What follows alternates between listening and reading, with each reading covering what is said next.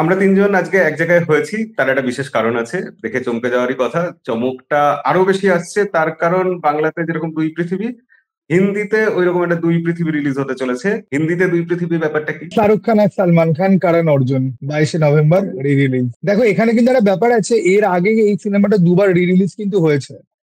I guess 2004 আর 2015-তে বোধহয় release already বোধহয় হয়েছিল। এটা বোধহয় 3 নম্বর বার যখন হতে যাচ্ছে। এটা তোমাদের বললাম 'দুই পৃথিবীর' সাথে তুলনা করে।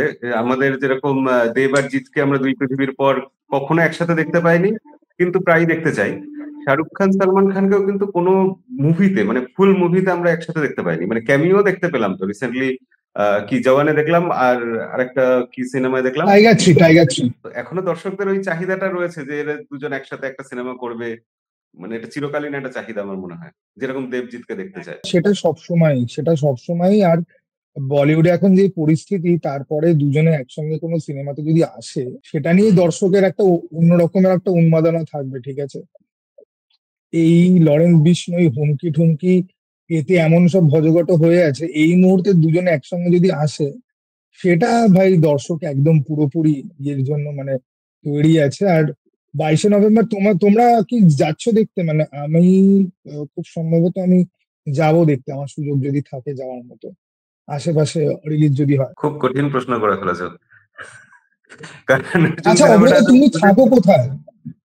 আমি হলদিয়াতে থাকি, কলকাতা থেকে অনেক দূরে, মানে 120 তোমাদের কিলোমিটার। ওখানে আশেপাশে মানে ফিল্ম হল, থিয়েটার আছে? হ্যাঁ, আমার এখানে তো এসভিএফ আছে, এসভিএফ হলদিয়া। তো ওখানে যা আসে তো আচ্ছা আচ্ছা দেখতেই আচ্ছা। পাই। প্রিন্সের কি প্ল্যান? আমার দেখতে যাওয়ার এখন অব্দি কোনো প্ল্যান নেই আসলে, অনেকবার দেখা হয়ে গেছে টিভিতে বহুবারই। এবং 22 তারিখে তো আমাদের এমনি সিনেমা দেখার দিনও থাকবে, অনেক সিনেমা তো রিলিজ করছে, আমরা তো প্রত্যেক সপ্তাহে সিনেমা দেখে রিভিউ করি। তো তার মধ্যে আর কতটা টাইম পাবো জানি না, তবে যে ইচ্ছে নেই তা নয়, বড় পর্দায় অবশ্যই দুজনকে একসঙ্গে দেখতে পাওয়া একটা বিরাট বড় মোমেন্টস আমাদের কাছে, তাও এইভাবে। তো এখন অব্দি কিছু প্ল্যান করিনি, দেখা যাক কি হয়। একটা ব্যাপার আমার মনে হয় যে এই সিনেমাটা হলে গিয়ে আর দেখার কি কারোর খুব চাহিদা থাকবে?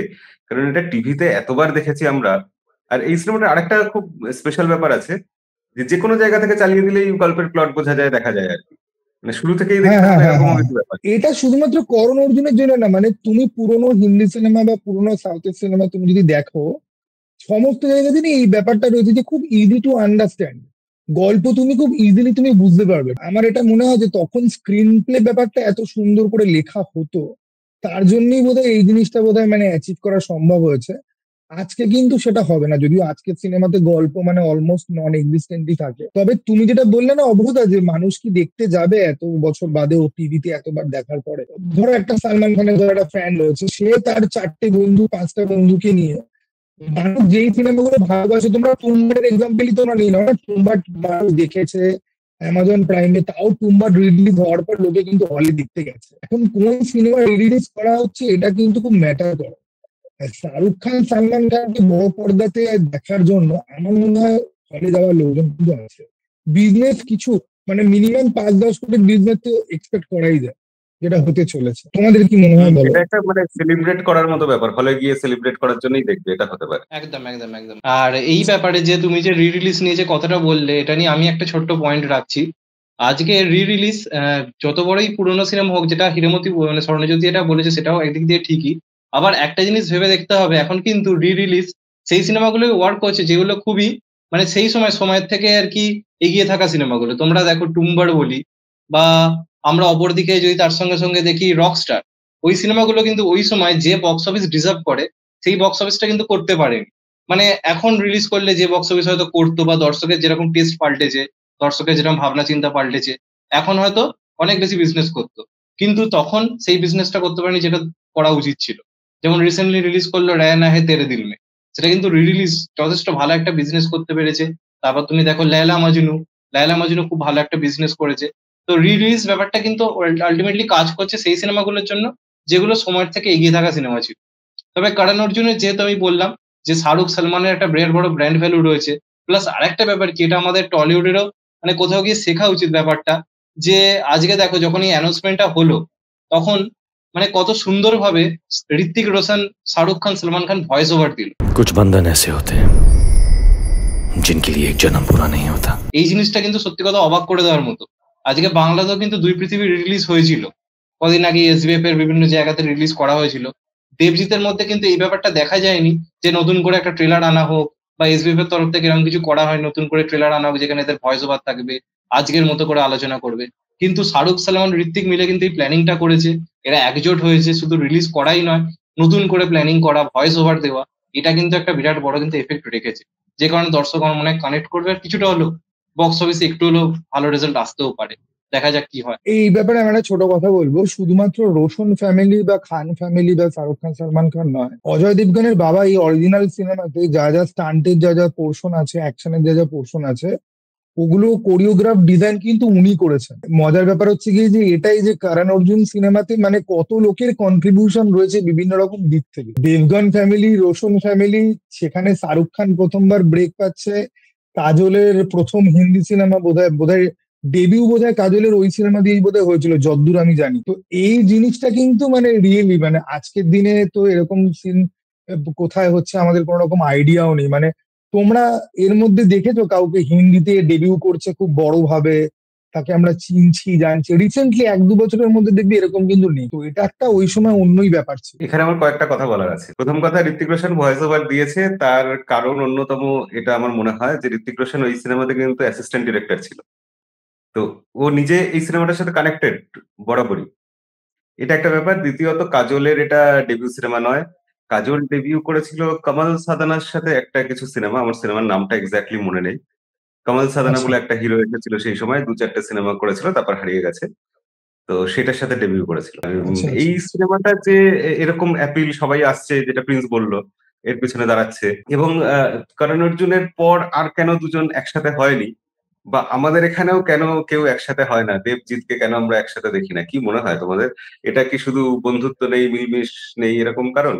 মানে শাহরুখ সালমানের তো ঝগড়া হয়ে গেছিল আমরা জানি, এখানে কি ঝগড়া হয়েছে? না, ঝগড়ার তো সেরকম খবর নেই। দেব দেবজিতের ব্যাপারটা না খুব অদ্ভুত, ঠিক আছে? মানে আমি দেবজিতের ব্যাপারে একটা জিনিস যেটা আমি রিয়েলাইজ করি পার্সোনালি, দেখো দুজনেরই প্রোডাকশন হাউস আছে, দুজনেই কিন্তু একসঙ্গে এসে যে 50-50 শেয়ার নিয়ে আমরা দুজনে মিলে একটা কাজ করছি, এবং আমরা দুজনে মিলে একটা স্ক্রিপ্ট রাইটার বা 3-4টে স্ক্রিপ্ট রাইটারের টিমকে হায়ার করছি, একটা ডিরেক্টরকে হায়ার করছি, যে যত্ন সহকারে প্রজেক্টটাকে ডেভেলপমেন্ট স্টেজে রাখবে। 1-1.5 বছর স্ক্রিপ্ট ডেভেলপমেন্ট হবে, তারপরে আমরা যাব। একটা প্রজেক্টের জন্য ডেডিকেশন লাগে, এবং এটা খুব দুঃখের একটা ব্যাপার। আমি যেটা বলবো, অনেকেই হয়তো ডিসএগ্রি করবে, এরা সবাই সিনেমা করে হয়তো খাচ্ছে, ঠিক আছে, কিন্তু সিনেমার প্রতি ভালোবাসা বা একদম আউট অফ দ্য বক্স নিজের ইগো সরিয়ে রেখে একদম আউট অফ দ্য বক্স গিয়ে যে না আমরা একটা গ্রেট কিছু বানাবো, এটার জন্য অন্যরকম একটা তাগিদ থাকতে হয়। সেই তাগিদটা আমার না কোথাও গিয়ে মনে হয় যে দেবজিতের নেই, বা শাহরুখ খান সালমান খানও এখন তারা এমন সাফল্য দেখে নিয়েছে, সেটার বিয়ন্ডে তারা আর যেতেও চায় না। যে ইট ইজ ওকে ভাই, যে যার মতো থাকো, ডিস্টেন্সে থাকো।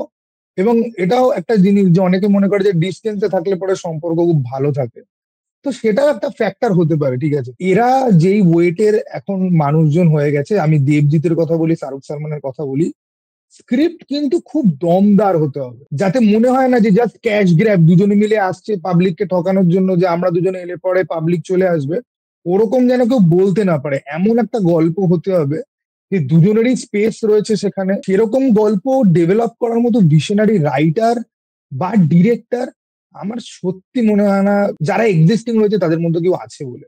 আর নতুনদেরকে কিরকম ভাবে সুযোগ দেওয়া হয় সেটা তো তোমরা জানোই প্রত্যেকে, ঠিক আছে। মানে তোমরা খালি ভাবো, এই যে তথাগত মুখার্জি যিনি আছেন, উনি পারিয়ার মধ্যে একটা ফিল্ম বানিয়েছেন, উনি অ্যাকশন মাউন্ট করতে পারেন, উনি গল্প বলতে পারেন, কলকাতা শহরকে পুরো অন্য একটা লাইটে প্রেজেন্ট করতে পারেন। আমি এটা বোধহয় আমার ভিডিওতে বহুবার বলেছি, মানে জিতের উচিত যে তথাগতর সাথে গিয়ে ইমিডিয়েটলি একটা কাজ করা, ঠিক আছে। বা এই যে অরিজিৎ সরকারের মতো একজন ডাইরেক্টর আছে, বা অভিরূপ ঘোষকে নিয়েও প্রচুর কথাবার্তা অনেকেই বলে, আমি অভিরূপ ঘোষের কাজ দেখেছি, খুবই ভালো কাজ। এদেরকে যদি কেউ ঠিক করে ব্যাক যদি করে না, যে আমি তোমাকে সময় দিচ্ছি, এরকম না তুমি 2 মাস একটা গল্প লিখে দাও আমাকে, আমি তোমাকে 6 মাস 8 মাস একটা সময় দিচ্ছি, রাইটারদের একটা টিম দিচ্ছি, তোমরা কিছু রিসার্চ ওয়ার্ক করো, করে তোমরা ডেভেলপ করো, সেটা আমরা পড়ি, সেটা আমরা বুঝি, দেন আমরা করি। এটা না করলে পরে হবে না, জাস্ট হবে না। আমার যেটা মনে হয় যে এইখানে যে সব কারণগুলো দেওয়া হয় না, যেমন ভালো গল্প পাওয়া যাচ্ছে না, যদি করা হয় সেই টাকা রিকভার করবে কি আদৌ, এই সব যত কারণ, সব কারণ সরে যায় যদি খিদেটা সেরকম থাকে। কোথাও গিয়ে খিদেটার একটু অভাব এক্স্যাক্টলি। হচ্ছে। এটা হতে পারে যে খিদে থাকলেও মানুষ মুখ ফুটে চাইতে পারে না অনেক সময় যদি ইগো থাকে। তো হয় ইগো নইলে খিদের অভাব। এই দুটোর একটা যে কোনোটাই হবে বলে আমার তো হ্যাঁ, মনে হয় এই না। ব্যাপারে সেটাই আমি একটা সেটাই। আমি একটা কথা বলছি। আমার এখানে একটা ব্যাপার হ্যাঁ, মনে হয় যে বাংলায় যদি আমি দেব আর জিতের যদি কথা বলি, কম্পিটিশনের দিক দিয়ে যদি বলি, আমার কোথাও গিয়ে কিন্তু মনে হয় দেবের ইগোটা একটু হলেও কম। এই কথাটা আমি কেন বলছি? কারণ কিন্তু দেবদা কিন্তু প্রসেনজিতের সঙ্গেও কাজ করেছে, মিঠুনের সঙ্গে তো অনবরত কাজ করছে। আমরা যদি দেখি প্রজাপতির কথা বলি, সেখানে তো মিঠুন রিলেটেডই পুরো সিনেমাটা বলা যায়। দেব সেখানে সাইড পার্টি হয়ে গেছিল কোথাও গিয়ে। তো এই জিনিসটা দেবদা করে এসছে বা জিৎদাকে অনেক সময় অফার করেছে। সেক্ষেত্রে জিৎদাই কোথাও গিয়ে মানে রিজেক্ট করেছে বা রাজি হয়নি। তো সেটাও একটা কিন্তু কারণ। তেমনভাবে বলিউডেও শাহরুখ বা সালমানের ক্ষেত্রে যদি আলোচনা করে দেখা যায়, তাহলে আমরা যদি চলে যাই মোটামুটি 90s বা 2000 এর মানে স্টার্টিং এর দিকে, এমন অনেক সিনেমা তুমি দেখতে পাবে যেখানে কিন্তু সালমান খান ছোটখাটো ক্যামিও করতে রাজি হয়ে গেছে শাহরুখ খানের সিনেমাতে। আমরা দেখতে পেয়েছি সেটা কুছ কুছ হোতা হ্যায় বলি বা আরো কিছু মানে সিনেমার ক্ষেত্রে দেখি। সেক্ষেত্রে বহুদিন দেখা গেছিল সালমানের সিনেমায় কিন্তু শাহরুখ খানের ক্যামিও ছিল না। মানে যে টাইমটা সালমান খান করেছে শাহরুখের সিনেমায় ক্যামিও, তেমন ভাবে কিন্তু আমরা উল্টো জিনিসটা খুব একটা দেখতে পাইনি। তেমন ভাবে হিন্দিতেও কিন্তু শাহরুখ খানের মধ্যে সেই ইগোর দিকটা সালমান খানের থেকে বরাবরই কিন্তু বেশি ছিল। তুমি শাহরুখ খানকে খুব একটা সহজে ক্যামিও করতে দেখতে পাবে না।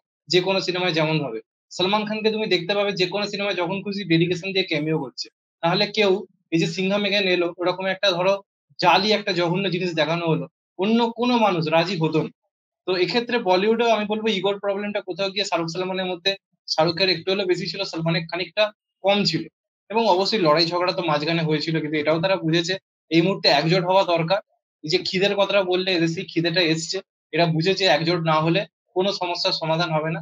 বাংলায় এখনো মানে বুঝতে পারছে না, যেদিন বুঝবে আই থিঙ্ক সমস্ত রকম না না, প্রবলেম ভুলে এরা এক হয়ে কাজ করবে। জিতের ইগো নিয়ে আমি একটা কিছু কথা বলি। আমরা যদি চেঙ্গিস সিনেমাটা যদি দেখি, জিতের ওই সিনেমাটাতে কিন্তু অন্যান্য পার্শ্ব চরিত্র যারা, তাদের কিন্তু যথেষ্ট চরিত্র দেওয়া হয়েছিল। বা বুমেরাঙে আমি যদি দেখি, সৌরভ দাস বা বাকি যারা ছিল তাদেরকে কিন্তু স্পেস দেওয়া হয়েছিল। জিৎ কিন্তু ক্যামিও করেছে, শ্রীজিতের হেমলক সোসাইটিতেই বোধহয় লাস্টে বোধহয় ক্যামিও ছিল, ঠিক আছে। রয়্যাল বেঙ্গল টাইগারটা আমি ধরছি না, কারণ ওটা বোধহয় জিতের প্রোডাকশন থেকেই বোধহয় এসছে। তবে হ্যাঁ, আমিও কোথাও গিয়ে এগ্রি করি না, মানে এই জিদ্দাকে নিয়ে যে খবরগুলো যখন আসে যে এরকম প্ল্যান হচ্ছিল দেন হয়নি, বা ধরো এই যে রিসেন্টলি যেটা হলো যে রক্তবীজে অফার করা হয়েছিল সে না করে দিয়েছে, ফলে it is very easy to accept the fact that যে জিতের মেবি একটা বড় একটা ইগো হয়তো রয়েছে কোথাও না কোথাও গিয়ে।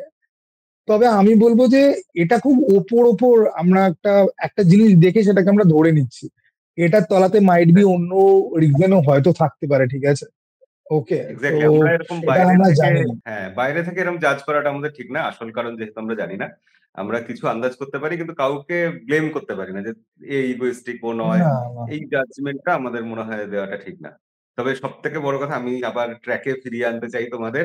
কারণ লোকে গালাগালি দেবে। আমি শুরু করেছিলাম এই বলে যে কারণ অর্জুন নিয়ে আলোচনা হবে। আরে সঙ্গে, সঙ্গে দেবাজিতের মধ্যে ঢুকে সেই পড়েছি। দেবজি, সেই দেবজিতে আমরা ঢুকে গেছি।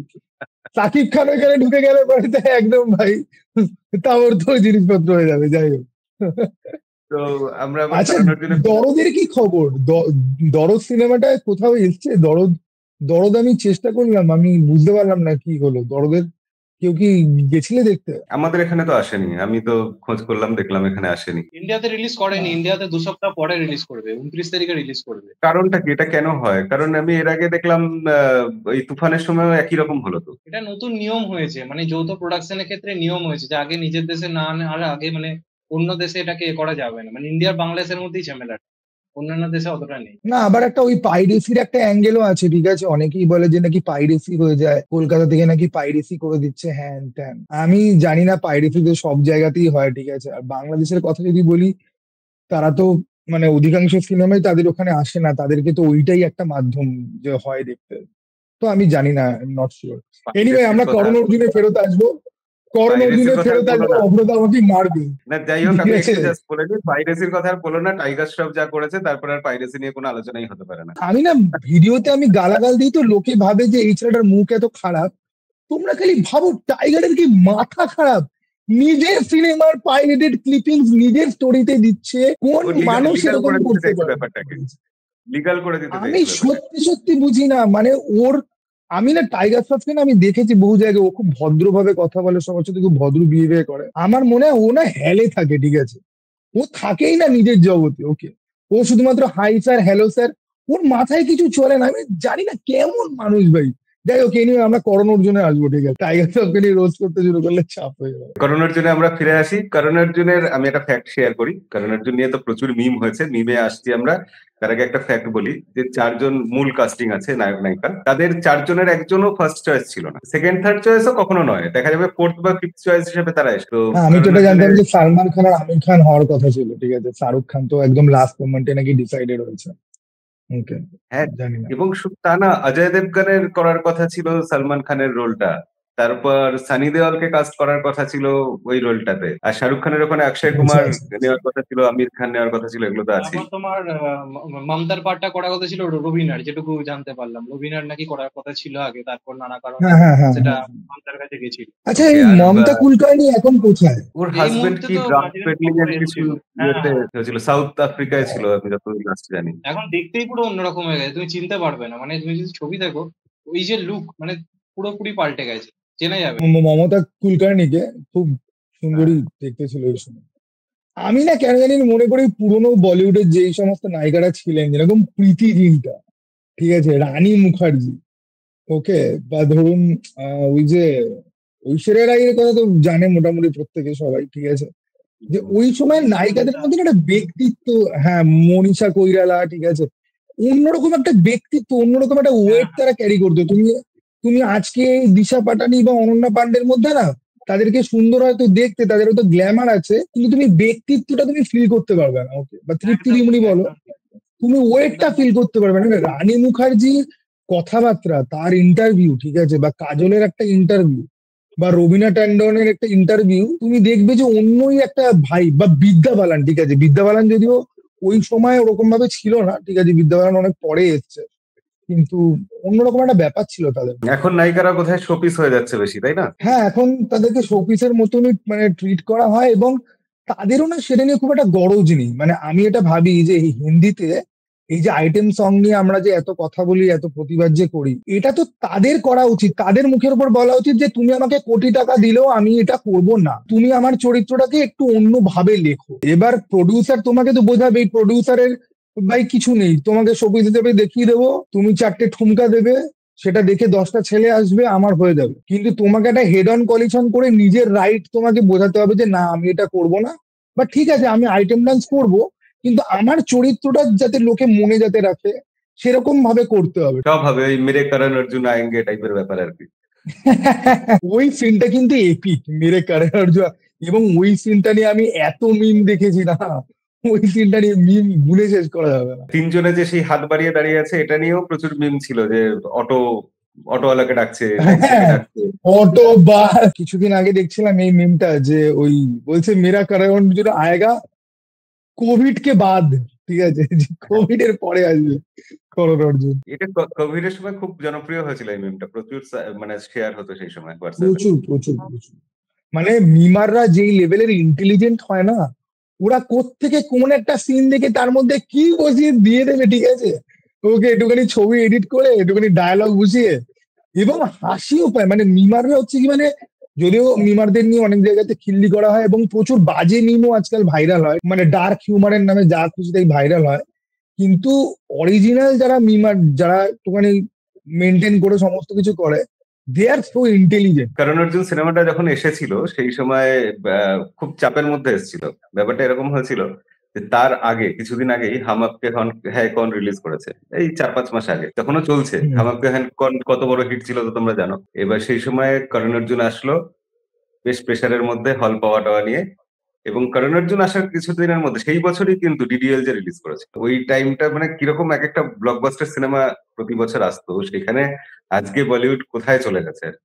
এই লেভেলের তো না ব্লকবাস্টার দেখো, আসেই না। এই লেভেলের ব্লকবাস্টার ছেড়ে দাও, দেখো ব্লকবাস্টার একটা টার্ম, আজকে যেই সিনেমাটা 1 মাসে 1000 কোটি টাকা কামিয়ে নিচ্ছে তাকে ব্লকবাস্টার বলছে, বাট এখানে একটা পয়েন্ট যেটা নোটিস করার, যে কোন সিনেমা 5 মাস ধরে চলছে এবং সেটা হাউসফুল হচ্ছে, তখন অন্য একটা সিনেমা আছে। আমাদের এখানে লাস্ট কোন সিনেমা, কোন হিন্দি সিনেমা বা বাংলা সিনেমা তুমি বলো যে মানে 150 দিন, আমার মনে আছে ছোটবেলাতে পেপারে দেখতাম আনন্দবাজারে, এরকম লেখা দিয়ে আসতো যে সগৌরবে 100 দিন, সগৌরবে 150 দিন, এরকম ভাবে আসতো ছোটবেলাতে, ঠিক আছে, এখন সেসব কোথায়? কারণ অর্জুন এই সময় বেশ মোটামুটি এই চাপের মধ্যে বেশ ভালোই হিট করেছিল। কেউ কেউ বলে 50 কোটি কামিয়েছে, কেউ কেউ বলে 36 কোটি কামিয়েছে, যদিও আমি বক্স অফিস নিয়ে খুব একটা বদার্ড কোনোদিনই নেই। আমার করণ অর্জুন বেশ ভালো লেগেছে, এবং করণ অর্জুন বোধহয় বলিউডের প্রথম সিনেমা যেটাতে সার্টিফিকেশন বোধহয় দেওয়া হয়েছিল, মানে ইন্টেন্স অ্যাকশনের দৃশ্য এবং ভায়োলেন্সের দৃশ্যের জন্য এবং ব্লাড ফাটের জন্য। আর একটা যেটা ব্যাপার আমার মনে হয়, করণ অর্জুন কতটা সময় থেকে এগিয়ে থাকা বা রাকেশ রোশন একজন পরিচালক হিসেবে কতটা অন্যরকম, জাস্ট ভেবে দেখো। ওই সময় যদি আমরা শাহরুখ আর সালমানের মধ্যে 95-এ যদি কম্পারিজন করি, সালমান খান কিন্তু শাহরুখ খানের থেকে একজন বড় স্টার হয়ে গেছিল। তুমি দেখো সালমান খানের তার আগে সিনেমাগুলো যেগুলো বক্স অফিস তুমি যদি ভালো করে খেয়াল করো, হাম আপকে হে কন, বা তার আগে যে সিনেমাগুলো করেছে ম্যানে প্যার কিয়া, সে কিন্তু ওই সময় দাঁড়িয়ে শাহরুখের থেকে অনেক বড় স্টার। এবং সব থেকে বড় কথা, রোমান্টিক হিরো হিসেবে শাহরুখ খানের থেকে সালমান খান অনেক বেশি নাম করে গেছে। আজকে হয়তো শাহরুখকে আমরা রোম্যান্স কিং বলি, ওই সময় যারা ইউথ ছিল, যারা আমার মায়ের কাছে আমি এটা শুনেছি, আমার মা এটা আরো ভালো বলতে পারবে, ওই সময় কলেজের ছেলেমেয়েদের কাছে সালমান খান তখন কিং অফ রোম্যান্স ছিল। পরপর ব্যাক টু ব্যাক সিনেমা আনছে, ওই রকম লুক, লম্বা চুল উঠছে, রোগা ছিপছিপে চেহারা, একটা আলাদা ক্রেজ তৈরি করেছিল। অথচ তুমি দেখো যখন এই সিনেমাটা হলো, সেখানে কিন্তু রোমান্টিক অ্যাঙ্গেলের মধ্যে তুমি যদি ভেবে দেখো, শাহরুখ খানকে বেশি কিন্তু স্পেস দেওয়া হয়েছে রোম্যান্স। তুমি যদি ভালো করে খেয়াল করে দেখো, দুজনেরই রোম্যান্স রয়েছে, সালমানেরও রয়েছে, শাহরুখেরও রয়েছে, কিন্তু শাহরুখেরটাকে অনেক বেশি রোমান্টিক হিরো হিসেবে তাকে স্পেস দেওয়া হয়েছে, ওর গল্পটাকে অনেক বেশি গুরুত্ব দেওয়া হয়েছে। এবং তুমি ভেবে দেখো তাহলে যে রাকেশ রোশন কতটা মানে আলাদা রকমের ভাবনা চিন্তা ছিল, যে ওই সময় একজন যে রোম্যান্স কিং হিসেবে জনপ্রিয়তা পেয়ে গেছে, তাকে অ্যাকশন হিরো হিসেবে প্রেজেন্ট করছে, একটু গম্ভীর হিরো হিসেবে, একটা অ্যাংরি ইয়ংম্যান হিসেবে। অপরদিকে শাহরুখ খান যে অলরেডি অ্যান্টি হিরো হিসেবে পরিচিত, বাজিগার করে ফেলেছে, ডার করে ফেলেছে, যাকে আমরা ওরকম অ্যাংরি ভাবে দেখেছি একটা সাইকো কাইন্ড অফ ক্যারেক্টারে, তাকে পুরো প্রেজেন্ট করেছে সিনেমায় রোমান্টিক হিরো হিসেবে। তো এই যে ব্যাপারগুলো, সেগুলো কিন্তু দর্শকের কাছে নতুন ছিল। শাহরুখ খানকে নতুন ভাবে পাচ্ছে অন্যরকম ভাবে প্রেম করতে, অ্যাকশন করতে। সালমান খানকে পাচ্ছে রোম্যান্স থেকে সরে গিয়ে একটা পুরোপুরি প্রপার অ্যাকশন হিরো হিসেবে দেখতে, বডি ফডি নিয়ে। তো এই ব্যাপারগুলো কিন্তু বিশেষভাবে বক্স অফিস আমার মনে হয় সাহায্য করেছিল, দর্শকের কাছে নতুন কিছু একটা এসছিল। নাহলে শোলেও তো আমরা জানি একটা কালজয়ী সিনেমা, একই রকম জিনিস বারবার হলে কিন্তু ওয়ার্ক করে না। যে একটা কেজিএফ চললো, তারপর তো এত রকম সিনেমা এলো, সবকটা কি ওয়ার্ক করলো? করলো না। কেন এই সিনেমাটা ওয়ার্ক করলো? প্রত্যেককে অন্যভাবে প্রেজেন্ট করা হয়েছে। তবে আমার মনে হয় সেই সময় শাহরুখ খান হয়তো অত বড় বড় হিট দেয়নি, কিন্তু শাহরুখ খানের ক্রেজও খুব বেশি ছিল। মানে শাহরুখ খান তো সে তো আসলে সিরিয়াল অবশ্যই। থেকে এসেছে, সিরিয়ালের জন্যই তার যে জনপ্রিয়তা ছিল, মানে লোকে বাধ্য হয়েছে ওকে সিনেমায় নিতে, এরকম ব্যাপারটা দাঁড়িয়েছে আর কি। আমি সালমান খানের তো একেবারেই ভক্ত নই, বাট শাহরুখ খানের আমি খুব একটা বেশি বড় ভক্ত নই। কিন্তু শাহরুখ খানের যে ব্যাপারটার সাথে আমি এগ্রি করি, প্রিন্স যে কথাটা বললো না, যে সালমান খান অলরেডি তখন কিং অফ রোম্যান্স বলে ইউথদের মধ্যে পপুলার ছিল। শাহরুখ খানের বিহেভিয়ারটা এমন, ওর অন স্ক্রিন কথা বলা থেকে শুরু করে, তাকানো থেকে শুরু করে, পার্সোনাটা এমন না যে এটা কিন্তু নয় যে শুধুমাত্র রোম্যান্স একটা মেয়ের সাথে। তুমি দেখবে যে কোন একটা বৃদ্ধ চরিত্রের সাথে শাহরুখ খানের ইন্টারাকশন বা একটা বাচ্চার সাথে শাহরুখ খানের ইন্টারাকশন এত লাভাবেল, এত অ্যাডমায়ারেবল একটা কোয়ালিটি রয়েছে। ওকে যে রোম্যান্সের জনক যে বলা হয় না, আমার মনে হয় যে এটা লাইক সব ধরনের, মানে লোকটা যেন ভালোবাসার প্রতিমূর্তি, শুধুমাত্র প্রেম অর্থে কিন্তু নয়। লোকটার মধ্যে একটা সবাইকে আপন করে নেওয়ার একটা ব্যাপার আছে। রিসেন্টলি এই যে টিআরপি বলে আছে, হিন্দি একটা চ্যানেল আছে, ট্রাইড এন্ড রিফিউজ প্রোডাকশন ওদের নাম, দেখে থাকবে তোমরা, ওই জ্যামি প্যান্সের চ্যানেল। ওর একটা ভিডিও দেখছিলাম যে ও বলছে যে আনএক্সপেক্টেডলি শাহরুখ খানের কাছ থেকে একটা কল ওর কাছে এসছে। এবার ও পুরো ইনসিডেন্টটাও বলছিল, তো ওর ওই এক্সপিরিয়েন্সটা আমি শুনছিলাম। শাহরুখ খান এত ডাউন টু আর্থ না, যে ওর সামনে আমার মনে হয় যে রোমান্টিক ক্যারিশমা নিয়ে কেউই দাঁড়াতে পারবে না। সালমান খানের মধ্যে একটা হালকা একটা অ্যাটিটিউড, একটা স্ট্রেট ফরওয়ার্ড, হালকা একটুখানি রুড, এরকম একটা ব্যাপার কিন্তু রয়েছে। যদিও সালমান খানের রোমান্টিক অ্যাভাটার আমি দেখেছি, সেগুলো খুবই ভালো, কিন্তু সালমান খানকে দেখে না মানে তোমার হাক করতে ইচ্ছা করবে। শাহরুখ খানকে দেখে কিন্তু তোমার মনে হবে যে এই লোকটাকে একটা গিয়ে একটা হাক, মানে তুমি একটা হাক করতে পারবে। পরের দিকে গিয়ে শাহরুখ খানের অ্যাজ এ রোমান্টিক হিরো এত বেশি গ্রোথ হয়েছে। আর শাহরুখ খানকে আমি দেখেছিলাম যে শাহরুখ খান অ্যাকচুয়ালি কিন্তু রোমান্টিক হিরো হতে চায়নি। পাঠানের ওকে যখন পিচ করা হয়েছিল, বিশ্বাসই করতে পারছিল না যে এরকম অ্যাকশন চরিত্রকে দেওয়া হয়েছে। মানে এসে শাহরুখ খান তো অ্যাকশন হিরো হচ্ছে, এই লাস্ট দুটো সিনেমাই তো অ্যাকশন দেখলাম আমরা, তিনটের মধ্যে দুটো। আমি কিন্তু শাহরুখ খানের সমস্ত ফিল্ম দেখিনি, অনেক ভালো ভালো সিনেমা আছে যেগুলো আমি, এই যেরকম মহব্বতে বলে যে ফিল্মটা প্রচুর কথাবার্তা হয়, আমার এখনো অব্দি সেই সিনেমাটা দেখা হয়নি। কিন্তু স্বদেশ সিনেমাটা আমি অন্তত কম করে 200-300 বার তো আমার আছে দেখা। ওই ক্যারেক্টারটা অন্যই জিনিস, ঠিক আছে, আমি ঠিক বোঝাতেও পারবো না যে কেন ওই ক্যারেক্টারটা মানে আজকাল এত আলফা মেল সিগমা মেল নিয়ে তো কথাবার্তা তো হয়, অ্যাকচুয়াল আলফা মেল যে একটা সোসাইটির মধ্যে চেঞ্জ আনছে এবং কোনো ভিলেনের সাথে মারামারি করছে না, নায়িকার সাথে রোমান্স করছে না, সে তার একটা পারপাস ফুলফিল করছে সমাজের মধ্যে। তো সেই ক্যারেক্টারটা ট্রান্সফরমেশন, তার চেঞ্জ এবং তার impact after effect, it is just beautiful. I mean like পদের সিনেমাটা নিয়ে আমি ঘন্টার পর ঘন্টা বকতে পারি, বাট যাই হোক এনিওয়ে, আমাদের মেন টপিক ছিল করোনা।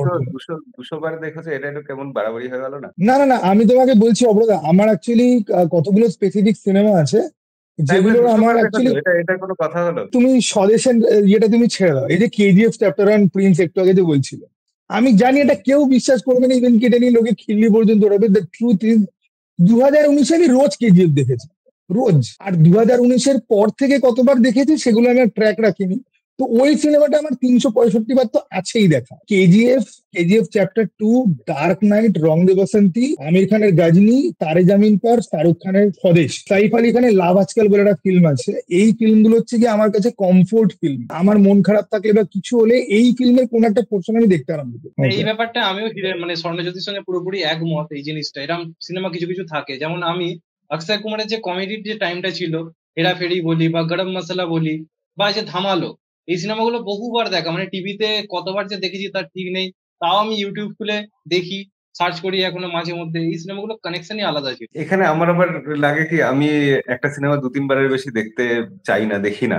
আমার মনে হয় এই টাইমটা আমি নষ্ট করছি, তারপরে আর একটা নতুন সিনেমা তো দেখতে পারতাম। এইটা নিয়ে আমি রীতিমতো গিল্ট ফিলিং এ ভুগি, ঠিক আছে, যে ভাই আমি এটা দেখছি, এটা আমি দেখেছি, আমার অন্য কিছু দেখা উচিত, আমি কেন এটা দেখছি? বাট আমি যখন জানি যে ভাই এটা না দেখলে পরে আমার মন ঠিক হবে না, এটা আমাকে দেখতে হবে, চলো ভাই আমি এটা দেখে দিয়ে আছে। না, এটা হয়, তোমার পছন্দের সিনেমা দেখতে ইচ্ছা করে। আর ব্যাপার হচ্ছে, দেখতে একবার শুরু করলে, মানে কোনোভাবে দেখতে শুরু করলে সিনেমাটা যদি ঠিকঠাক হয়, মানে ইনভলভমেন্ট চলে আসে। রিসেন্টলি ইউটিউবে আমার কাছে না শিবা বলে একটা মুভি এসেছিল বহুদিন আগে, সম্ভবত রামগোপাল বর্মাই ডিরেক্টর ছিল, নাগার্জুন হিরো ছিল। হ্যাঁ, তো ওই সিনেমাটার একটা ক্লিপ সাজেস্টেড এসেছে, আমি সেখান থেকে বার করে আবার পুরো সিনেমাটা দেখে ফেললাম আবার। শিবা সিনেমার ভিলেন মারাত্মক, শিবা সিনেমার গল্প মারাত্মক, এবং এই যে পুরনো সিনেমাগুলো না, হিন্দি সিনেমা কেন, তোমরা ইংলিশ বা বাংলা, তোমরা একটু ওই 2000 থেকে 2010 সালের মধ্যে যে ফিল্মগুলো, বা ধরো 1990 থেকে 2000-এর মধ্যে যে ফিল্মগুলো, ওই ফিল্মগুলোর যেন ফ্লেভারই আলাদা। আজকে যেরকম ব্যাকগ্রাউন্ড মিউজিক হয় খুব ঝ্যাং ঝ্যাং করে, তখন কিন্তু ওরকম ভাবে হতো না। বা আজকে যত স্টাইলিশ ওয়েতে এডিট করা হয়, তখন কিন্তু ওরকম ভাবে হতো না। সেই কারণেই কিনা জানি না ওই ফিল্মগুলোর একটা অ্যাপিল রয়েছে যেটা পুরোপুরি অন্যরকম। পুরোপুরি তুমি এক্সপ্লেন করতে পারবে না যে কেন এত ভালো লাগবে। আমি তোমাকে বলছি, কি জানো সিনেমাটা, রাজ চক্রবর্তীর খুব হিট সিনেমা প্রেম আমার। আমি যেরকম আমার চ্যানেলে কথাবার্তা বলি, প্রেম আমার কিন্তু আমার খুব ক্রিঞ্জ লাগার কথা, ইভেন কি প্রেম আমার ক্রিঞ্জ লাগেও, কিন্তু প্রেম আমার এমন কিছু কিছু মোমেন্ট রয়েছে যে মোমেন্ট গুলো এত ভালো হোল্ড করে, চালালে আমি বন্ধই করতে পারবো না, আমাকে পুরো জিনিসটা দেখতে হবে। আগেকার দিনে না এত স্টাইলিশ এডিট, এত ব্যাকগ্রাউন্ড মিউজিক না থাকায় কি হতো, জিনিসগুলো খুব ধাক্কা মারার মতো কাজ করতো, এবং পারফরমেন্স তো টপ নচ ছিল। শিবার এটাই অ্যাপিল ছিল যে ও মানে প্রথম সেই সময় সেই ড্রামাটিক মিউজিক আর উড়ে গিয়ে পড়ছে ভিলেন, এই ব্যাপারটার বদলে একদম রিয়েলিস্টিক করেছিল, যে শুধু খুশি হচ্ছে তো খুশির আওয়াজটাই শোনা যাচ্ছে, আর কিছু শোনা যাচ্ছে না। তুমি একটা শর্ট দেখবে পাখা ঘুরছে, তুমি একটা শর্ট দেখবে ওটাতে পাখা ঘুরছে ওপরে, সেই সাউন্ডটাকেও কি সুন্দরভাবে নিয়েছে। একটা সিন চলছে, একটা ব্রুটাল ভায়োলেন্ট সিন চলছে, ওপরে পাখা চলছে, ক্যাচ ক্যাচ ক্যাচ ক্যাচ করে আওয়াজটাকে সুন্দরভাবে নিয়েছে, মানে দৃশ্যটাকে বোঝাবার জন্য। আমার ওটা শিবা দেখতে দেখতে এটাই মনে হচ্ছিল যে এক্স্যাক্টলি এই সিনেমাটা যদি বাংলাতে আজকে বানায়, একটু তো মডিফিকেশন হবে, একটু পালিশ হবে, তাহলেও সেই সিনেমাটা যা স্ট্যান্ডার্ড হবে সেটা এখনকার যে কোনো বাংলা সিনেমা থেকে ভালো। জিতের যে ক্রান্তি, তুমি যদি দেখো ভালো করে, শিবা থেকে বেশ খানিকটা ইন্সপায়ার, ওটাকে করেই বানিয়েছিল ট্রিবিউট দিয়ে। ক্রান্তিতে একটা সিন আছে যে ট্রামের মাথাতে জিত উঠেছে, এবং ট্রামের ওই যে স্ট্যান্ড যেগুলো থাকতো ইলেকট্রিক্যাল পোলের সাথে কানেক্ট করা, সেইটাকে ভেঙে মাথার উপর নিয়ে দাঁড়িয়ে আছে। আমি বাবার সাথে দেখতে গেছিলাম, এবং আমি না হলে চিৎকার চেঁচামেচিতে একদম তখন বিশ্বাস করতাম না, এখন আমি প্রচুর চিল্লাই। ওইটা দেখে আমি না যা হাততালি দিয়েছি, আমার হাততালি বন্ধ হচ্ছে না। কি পাওয়ারফুল একটা সিন। এবং তোমরা যদি ক্রান্তিতে জিতের মুখ চোখ যদি দেখো না, কোনো মেকআপ নেই, চুলে তেল নেই, চুলগুলোর মধ্যে একটা রুক্ষতা লাল লাল, এবং জিতের চোখের মধ্যে একটা ব্যাপার রয়েছে, হি ইজ ভেরি অ্যাংরি, বা ওর ভেতরে কিছু একটা কুড়ে কুড়ে খাচ্ছে, একটা চাপা রাগ রয়েছে, ফুটে বেরোচ্ছে মুখ দিয়ে। মানে ক্রান্তি মানে ওইটা দেখে আমি বলেছিলাম যে ভাই এটাকে বলে রেপ। এবং শেষের যে ক্লাইম্যাক্সের যে ইয়েটা, ঠিক আছে, ওই দীঘা না পুরীতে বোধহয় শুটিং হয়েছিল, পতাকা টাঙানো ছিল, সি বিচের মধ্যে অনেক নৌকা ফৌকা রয়েছে। ওখানে রাজেশ শর্মার কিছু ডায়লগ ছিল, যে জিতের ক্যারেক্টারটাকে আশিস বিদ্যার্থীর কাছে এক্সপ্লেন করছে যে জিত তোকে বিচার করলে পরে তোর কি কি হবে। সিনগুলো এমন এফেক্ট ছেড়ে গেছে না, যে তোমার একদম দেখবে মনে থাকবে। এবং আমি এটা বিশ্বাস করি, আমরা তো অনেক ফিল্ম তো দেখি, যেটা রিয়েলি ভালো লাগে না আমাদের, দেখবে সেটা মনে আছে, বাকি কি দেখেছিলাম ভুলেও গেছি। ওইখান থেকেই রিকল ভ্যালুটা আসে, তৈরি হয়। করণ অর্জুনের প্রসঙ্গে আবার ফিরে আসি। করণ অর্জুন কবার দেখতে চাইবে, তো কতবার দেখলে তোমার মনে হবে যে ঠিক আছে, ব্যাস এটা আর দেখবো না? কারণ অর্জুন আমি বেশ কয়েকবার দেখেছি, এবার কারণ অর্জুন আমার কাছে ওই সিনেমাটা নয় যেটা আমি বারবার দেখতে চাই। আমার পার্সোনালি আমার কাছে ওটা রিওয়াজ ভ্যালু হয়তো নেই, আমি হয়তো স্কিপ করবো না, আমি হয়তো দেখবো পুরো ক্লিপিংসটাই, ঠিক আছে। এবার 22 নভেম্বর যেটা বেরোচ্ছে, আমি যেরকম বললাম, আমি এখানে একটা ব্যাপার বলি, মানে কতবার দেখেছি সেটা তো একটা বিরাট ফ্যাক্টর। আমার এটাকে বহুবার দেখা হয়ে গেছে। আমি একটা ছোট্ট আমার মানে চাইল্ডহুড একটা মেমোরিজ বলছি। মানে একটা মানে টাইম ছিল যখন আমি ধরো স্কুল লাইফ আমার ক্লাস 3 বা 4 পড়ি। নানা রকম বায়নাক্কা করছি, পড়তে পড়তে বসছি না। একটা দিদির বাড়ি আর কি গেছিলাম তখন। এবার সেই দিদির বাড়িতে তখন টিভিতে এই সিনেমাটা চলছে, নানা চ্যানেল ঘোরাচ্ছে, আমি কোনোটাই দেখবো না টেকবো না। মানে তখন আমি শাহরুখ সালমানকে চিনিও না। তো দিদি তখন বলে যে এই দুটো হিরো একসাথে কাজ করেছে, তুই সিনেমাটা একবার দেখ, তুই কোনোদিন ভুলতে পারবি না। তো তারপর আমি যে সিনেমাটা দেখতে বসি, এত ভালো লাগে, এতই দুটো হিরোর মানে পরপর পারফরমেন্স, মানে সিনেমার প্রতি একটা অদ্ভুত ভালো লাগা তৈরি হয়ে যায়। তারপরই সিনেমা দেখা, বিভিন্ন চ্যানেল সেট ম্যাক্স এর সঙ্গে আমার পরিচিতি হয়। মানে তখন আমাদের বাড়িতে কি ছিল, কেবল লাইন ছিল না, শুধুমাত্র ন্যাশনাল আসতো, ডিডি বাংলাটা আসতো, এই কিছু চ্যানেল ছিল। তো সেই প্রথম সেট ম্যাক্সে আমার এই সিনেমাটাই দেখা। এবং তারপর আমি বাড়িতে বায়না শুরু করি যে আমাদের বাড়িতে কেবল লাগাতে হবে, লাগাতে হবে, এত চ্যানেল আছে দেখতে পাই না। তারপর আমাদের বাড়িতে সেট ম্যাক্স আসে, স্টার গোল্ড, বিভিন্ন চ্যানেল তখন আসে। কতবার দেখেছি দেখো, বহুবার অলরেডি দেখা হয়ে গেছে। আর এটারও আমি মানে স্বর্ণজ্যোতির সঙ্গে একমত যে এটার ক্ষেত্রে আমার রিকল ভ্যালুটা একটু হলেও কম বাদ বাকি সিনেমাগুলোর তুলনায়। আমি হেরাফেরি 350 বার হয়তো দেখে ফেলেছি, কিন্তু আরো 50 বার দেখালে আমি দেখতে ওটা বসবই। মানে একটা আলাদা মোমেন্ট ক্রিয়েট হয় দেখার সময়, যেন মনে হয় যে একটা অদ্ভুত ফিল পাই। সেই ফিলিংসটা আমার কারণ অর্জুনের ক্ষেত্রে একটু কম। তবে হ্যাঁ, মাঝে মধ্যে ক্লিপিংস এলে ওই যে যেটা স্বর্ণজ্যোতি বললো যে হ্যাঁ, ঘোরাতে পারবো না, ইগনোর করতে পারবো না, দেখবো। কারণ অর্জুনে শাহরুখ খান কিন্তু একটা গানের সিকোয়েন্স বোধহয় ঘোড়া থেকে পড়ে গিয়ে বিভৎস চোট পেয়েছিল পিঠে, এবং শাহরুখ খানের তো বডিতে অনেক রকম চোট আঘাত রয়েছে, ওটা বোধহয় প্রথম একটা মেজর ধাক্কা। যে আর মানে ঘোড়ার স্পিড তো তোমরা বুঝতে পারো, লাইক দীঘাপুরীতে চড়েছো তোমরা ঘোড়াতে অবশ্যই, এবার ঘোড়ার পিঠ থেকে উড়ে পড়া একদম পুরো পিঠের ওপরে, এবং এটা ঘোড়ার ভালো রকম একটা হাইট হয়, সেটা একটা বিশাল বড় ধাক্কা। আমি গতকালকেই না আজকে সকালবেলায় বোধহয় আমি জ্যাকি চ্যানের একটা সিনেমা আমার চ্যানেলে রিভিউ করছিলাম, তো আমি বলছিলাম যে জ্যাকি চ্যান এত চোট পেয়েছে লাইফে যে হংকং এ ওর কোম্পানির পুরোপুরি ইন্স্যুরেন্স ব্যান, কোনো ইন্স্যুরেন্স কোম্পানি ওদেরকে দেয় না ইন্স্যুরেন্স, এবং জ্যাকি চ্যান মরতে মরতে বেঁচেছে, এরকম বহু এক্সাম্পল আছে যে মরেই যেত লোকটা। ওরা যা করে গেছে, ওদের সিনেমাতে কোনো খুঁত যদি থাকেও না, কোনো খিল্লি ওড়াবো না। আজকের সিনেমা যদি খুঁত যদি থাকে, সেটাকে রোস্ট করবো, সেটাকে নিয়ে মিম বানাবো, সেটাকে নিয়ে খিল্লি বানাবো, কারণ আজকে অনেক সেফটি নেটের মধ্যে দিয়ে কাজ হয়, সবার ইন্স্যুরেন্স রয়েছে, সবার সমস্ত কিছু, কিছু একটা হলে পরে সেটি অ্যাম্বুলেন্স থেকে শুরু করে 4,000 স্টান্ট প্ল্যান থেকে শুরু করে ওয়ারিং থেকে শুরু করে প্রচুর কিছু থাকে। আচ্ছা অব্রদা, একটা কোয়েশ্চেন আছে, কারণ যখন বেরিয়েছে তখন আমি 2 বছরের তো হলে তো অবশ্যই আমি যাইনি দেখতে, প্রিন্সও আমার থেকে ছোট, প্রিন্সও যায়নি। তুমি দেখতে গেছিলে ছোটবেলাতে হলে এই সিনেমাটা? না না না, তখন আমিও খুব ছোট।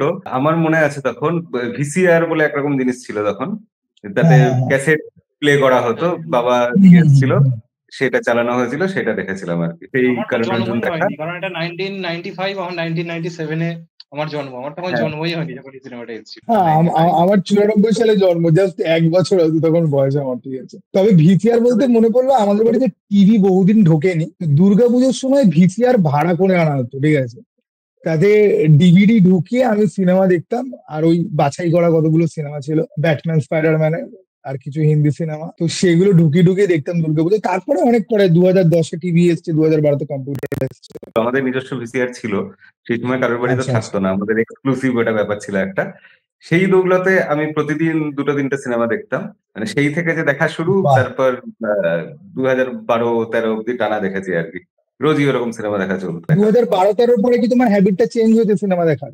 হ্যাঁ, তখন সিনেমা দেখাটা একটু কমে গেছে। তারপর আমার 2012 থেকে শুরু হয়েছে, মানে আমি ইঞ্জিনিয়ারিং এ ঢুকেছি এবং ডেস্কটপ এসছে, এবং 2012 থেকে লাইক মানে ডেস্কটপ আসার পর থেকে যাই দিনে 3টে থেকে 4টে সিনেমা তো মিনিমাম, ঠিক আছে। এবং আমার মা আফসোস করে যে এই সিনেমার ভূত তোমার মাথায় না ঢুকলে পরে তুমি আজকে লাইফে আরো ভালো জায়গায় তুমি যেতে পারছো, ঠিক আছে। আর সিনেমা মানে আমি তোমাদেরকে বলছি, আমার তখন এইচএস পরীক্ষা চলছে 2012-তে। ওই এইচএস পরীক্ষার মধ্যে এজেন্ট বিনোদ আর কাহানি এই দুটো সিনেমা একসঙ্গে বেরিয়েছিল। আর টনিজা বলে একজন ফাইটার আছে, তো টনিজার ওংবাক তোমরা দেখে থাকবে, ঠিক আছে, টম ইউং ওংবাক। তো ওংবাকের 3 নম্বর সিনেমাটা রিলিজ হয়েছিল, ঠিক আছে। লেক টাউনে জয়া বলে একটা সিনেমা হল আছে, তোমরা চিনবে না হয়তো, তোমরা থাকো না এখানে। ওই জয়া সিনেমা হলটা এখন আর নেই, ওটা উঠে গেছে। তো খুব চিনি আমি। বিখ্যাত ছিল। তো ওই জয়াতে আমি ওংবাক দিয়ে, আচ্ছা আচ্ছা আচ্ছা, তাহলে তো খুবই ভালো। ওই জয়াতে আমি গেছি ওংবাক দিয়ে দেখতে। আমাকে বলছে যে ভাই তুমি ছাড়া আর কেউ আসেনি হলে, ঠিক আছে। আর আমি তখন মানে স্কুলের ভাড়ার পয়সা আমি জমাই, উল্টোডাঙ্গা থেকে নেমে স্কুল অব্দি অটোতে ওঠার কোনো সিনই নেই। আমি বলছি কাকা 3টে টিকিটের পয়সা দিতে পারবো, তুমি প্লিজ অন্য সিটে চালাও, ওটা আমাকে দেখতে হবে। আর একটা আর অপরাধ, তুমি যে মানে রিকল ভ্যালু নিয়ে যেটা বললে সেটা নিয়ে আমি একটা কথা বলি। ওই সময়ের যে হ্যাঁ, সিনেমাগুলো রিকল ভ্যালুর অন্যতম একটা বড় কারণ কিন্তু অমরেশ পুরী। এটা আমি বারবার মনে করি। দেখো এই যে ক্রিঞ্জ কথাটা আমরা বারবার যে উল্লেখ করি বিভিন্ন সময়, আজকের দিনে হুম, দেখলে কিন্তু খুবই ক্রিঞ্জ ভিলেন হচ্ছে অমরেশ পুরী। হিসেব করে দেখতে গেলে তার যে চরিত্রগুলো তাকে যেরকম দেওয়া হতো, যেরকম ধরনের ডায়লগ দিত, আজকে দেখলে আমাদের মনে হবে খুবই ক্রিঞ্জ। কিন্তু আমার মতে মানে অমরেশ পুরীর মতো ভিলেন আজ অব্দি কখনো আসেনি। ওই রকম গলার আওয়াজ, ওই রকম একটা সামান্য সিনকে অন্য পর্যায়ে নিয়ে যাওয়া, যে কারণে তুমি মিস্টার ইন্ডিয়া বলি, আমি কিন্তু অনিল কাপুরের জন্য দেখতে বসি না, আমি কিন্তু মোগাম্বোর জন্য দেখতে বসি, অমরেশ পুরীর জন্য দেখতে বসি। তেমন ভাবে এই যে শাহরুখ সালমান ধরো একদিকে রয়েছে, এরকম ডুয়েল হিরো মুভিতে খুব কম জায়গায় ভিলেনদের কিছু করার থাকে, ভিলেনদেরকে আলাদা করে মনে রাখার জায়গা খুব কম থাকে। দুটোই হয়েছে, একটা হচ্ছে শোলে আর একটা হচ্ছে এই অমরেশ পুরী, যে বিভিন্ন সময় না না, এমন এমন মাঝখানে অনেক এসছে, শানে কুলভূষণ খারবান্দা, হ্যাঁ এরকম হ্যাঁ অনেক হ্যাঁ আছে কিন্তু মাঝখানে। হ্যাঁ, হ্যাঁ কিন্তু বলো অমরেশ বলো পুরীর বলো। মানে না, অমরেশ মানে পুরী, ব্যাপারটা, হ্যাঁ বলো বলো। অমরেশ পুরী কিন্তু শুধুমাত্র ভিলেন ছিল না। হ্যাঁ অমরেশ সে তো, পুরী, তোমরা যদি সানি দেওয়ালের ঘাতক আর ঘায়েল দুজনেই নিশ্চয়ই দেখেছো। হ্যাঁ একটাতে মারাত্মক। সানি দেওয়ালের বাবা হয়েছে, আরেকটাতে সানি দেওয়ালের ভিলেন হয়েছে। হ্যাঁ দুটো সিনেমা আমি একই দিন একটা রোববার দিনকে বসে আমি আর আমার বন্ধু দেখছি। আর আমার বন্ধুই আমাকে বলেছে যে তুই ঘাতক আর ঘায়েল তোর দেখা যদি থাকে, তাহলে চল আমরা দুজনে মিলে একসঙ্গে বসে দেখি। আমি বলছি এই লোকটা একটু আগে বাবার চরিত্রে ওকে দিয়ে সেই কুকুরের মতো ভঙ্গিমা করাচ্ছে, সানি দেওয়াল খেপে বোম, ঠিক আছে, গলায় কষ্ট হচ্ছে, কথা বলতে পারছে না। সেই লোকটা পরের সিনেমাতে গিলার হচ্ছে যে ভাই এরকম ভাবে কে সুইচ করতে পারে, ঠিক আছে। এবং অমরেশ পুরীর বাবা, ওই যে সানি দেওয়ালের বাবা চরিত্রে বোধহয় ঘাতকেই বোধহয় ছিল, রীতিমতো কাঁদিয়ে দেওয়ার মতো অভিনয় করতো লোক। আবার এইরকমই আরেকটা মুসে ছিল। সাদিকারও তো ওরকম একটা কমেডি ক্যারেক্টার, মুসে সাদিকারও কিন্তু আবার ওই রকম একটা কর্নেলের চরিত্রে এমন কমেডি করছে আমরা হাসতে হাসতে পাগল হয়ে যাচ্ছি। এরকমই আরেকটা এই ঘাতক ঘায়েলের মতো জ্যাকি শ্রফের একটা কিছু সিনেমা ছিল, সেখানে ওরকম গার্দিস বাবার গার্দিস ওই টাইপের একটা গার্দিস রোল ছিল আমরেশ পুরীর। সম্ভবত ওটার নাম হচ্ছে কনস্টেবল হয়েছিল গার্দিস। পুলিশের। গর্দিশ, হ্যাঁ গার্দিস গর্দিশ ছিল। সিনেমাটার নাম গার্দিস। ওটা ওটা হ্যাঁ, হ্যাঁ ওটা হ্যাঁ, বাংলায় না ওটা নায়ক তো। করেছিল, প্রসেনজিৎ আবার বাংলায় রিমেক করেছিল নায়ক বলে, ওই একই সিনেমা। আচ্ছা, আমি না দেখিনি, সেটা জানি না আমি। আমি দেখিনি। তো আমরা অনেক দূর চলে এসেছি, আবার ফিরে যাই। আমরা কতক্ষণ আড্ডা দিলাম? প্রায় 50 মিনিট হতে চললো। লোকজন বাঙালিদের এই শুনছে আর স্বভাব। লোকজন তো আমাকে গালাগাল দিচ্ছে যে স্বর্ণ অধিকারী টপিক থেকে অন্য জায়গায় নিয়ে যায়, বেশি কথা বলে। আজকে কমেন্ট বক্সে অবরোধা কি হবে বলছি শোন। প্রিন্স একবার আমাকে রিপ্লাই দেওয়ার সময় বলেছিল যে এর চ্যানেলে খালি আমার হেটার গুলো আছে, ঠিক আছে। এইবার প্রিন্সের যারা হেটার তারা তারা আমাকে ধরবে, তুমি প্রিন্সের সাথে কথা বললে কেন, আর আমাকে যারা হেট করে তারা প্রিন্সকে ধরবে, তুমি ওই ওই আকারটার সাথে তুমি কেন কথা বলতে গেলে। অবরোধাকে ধরবে যে অবরোধা আপনি এদের থেকে অনেক বেশি ভালো এডিট করেন, এদের থেকে অনেক বেশি ভালো ভিডিও বানান, আপনি এদের সাথে কেন কথা বলছেন, ঠিক আছে। আমি তো না খালি না কমেন্ট দেখার জন্য ওয়েট করছি যে কি কি কমেন্ট আসতে চলেছে এই ভিডিওর কমেন্ট বক্সে। না না, ওরকম কিছু ব্যাপার না। আমরা তিনজনে যে আড্ডা দিলাম সেটাই খুব ভালো লাগলো। তোমাদের ভিডিও তো আমি দেখি, প্রায়ই দেখি, রেগুলার না দেখলেও প্রায়ই দেখি। আর প্রিন্স এন্টারটেনিং এন্টারটেনিং প্রিন্স আর হিরেমতি স্বর্ণজ্যোতি চ্যানেলের লিংক আমি ডেসক্রিপশনে দিয়ে রাখবো, আপনারা সেখান থেকে দেখবেন, সাবস্ক্রাইব করবেন। এরপর আমরা কি নিয়ে, কোন সিনেমা নিয়ে ভিডিও বানাতে পারি, যে পুরোনো কোনো সিনেমা, যে সিনেমাটা নিয়ে আবার ভিডিও বানানো যায়, যে সিনেমাটা নিয়ে আলোচনা করা যায়, আপনার আগ্রহ আছে, সেটাও কমেন্টে লিখে আমাদের জানাবেন। আমরা সেই নিয়ে তাহলে পরে কোনো আলোচনা করব, পরের কোনো পর্বে আসবো। এছাড়া এর মধ্যে আমাদের আরো কিছু প্ল্যান আছে, সেই প্ল্যানগুলো ক্রমশ আসবে, আমরা সেগুলো ক্রমশ জানাবো। তবে রিসেন্টলি যেটা হতে চলেছে সেটা এখন থেকেই জানিয়ে রাখাই ভালো, কি বলো প্রিন্স? একদম একদম একদম, তুমিই বলে দাও। যে তুমি জানাও। তো আমাদের প্রত্যেকেরই চ্যানেলে এক এক রকম ভাবে নানা রকম টপিক আমরা আলোচনা করব। স্বর্ণজ্যোতির চ্যানেলেও আসবে, অপরাধ চ্যানেলে তো আজকে এলো।